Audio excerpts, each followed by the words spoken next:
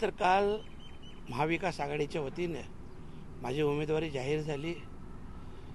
मी आमच्या महाविकास आघाडीतील सर्व पक्षांचे अध्यक्ष, प्रमुख पदाधिकारी यांचं पुन्हा एकदा मनपूर्वक आभार व्यक्त करतोय।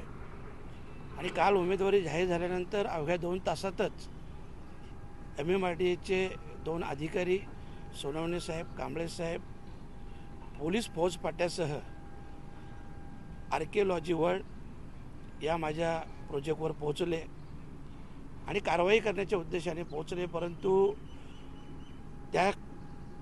तो जो प्रोजेक्ट आहे त्याची लिगली प्रोसिजर, जसं सगळ्या भिवंडी तालुक्याचाच विषय आहे, ही सर्व प्रोसिजर गव्हर्नमेंटने GR देखील काढलेला आहे रेग्युलाइजसाठी, आणि ती रेग्युलाइजची प्रोसेस देखील चालू आहे। आणि ती प्रोसेस चालू असताना आम्ही हायकोर्टातून देखील कुठल्याही प्रकारची कारवाई होऊ नये म्हणून स्टे देखील आणलेला आहे।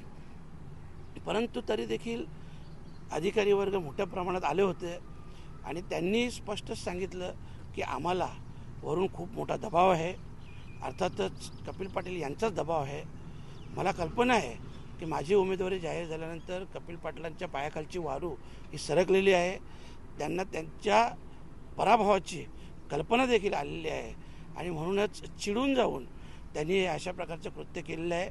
मी आजच्या या प्रेस कॉन्फरन्सच्या माध्यमातून त्यांना एवढंच सांगू इच्छितो, कपिल पाटील तुम्ही कितीही काहीही प्रयत्न करा, बाळामामा याच्यातून मागे हटणार नाही।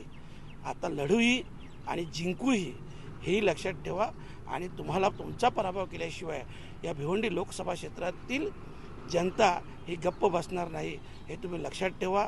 आणि आपल्याच्यात एक म्हण आहे, जिनके घर शीशे के होते वो दूसरों के घर पे पत्थर फेंका नहीं करते। कपिल पाटील भ्रष्टाचार आणि अनधिकृत बांधकाम यांची जननी खरं म्हटलं तर तुमच्यापासूनच निर्माण झालेली आहे। आणि हेही लक्षात ठेवा, बाळामामांनी जे पण गोडाऊन बनवल्यात साधारणतः 90,000च्या वर लोकांना, तरुण वर्गाला, आमच्या तरुणींना रोजगार उपलब्ध करून दिलेला आहे। तुम्ही आजपर्यंत देखील एकाही तरुणीला रोजगार निर्माण होईल अशा प्रकारचा कुठलाही प्रोजेक्ट या भिवंडी तालुक्यात, भिवंडी लोकसभेत आपण आणला नाही।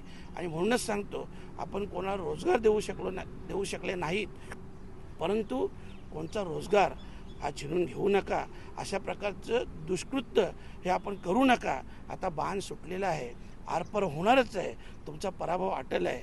फक्त लढा, पण जिद्दीने लढा, समोर या, पाठीमागून वार करू नका, एवढंच आजच्या दिवशी सांगेन। धन्यवाद।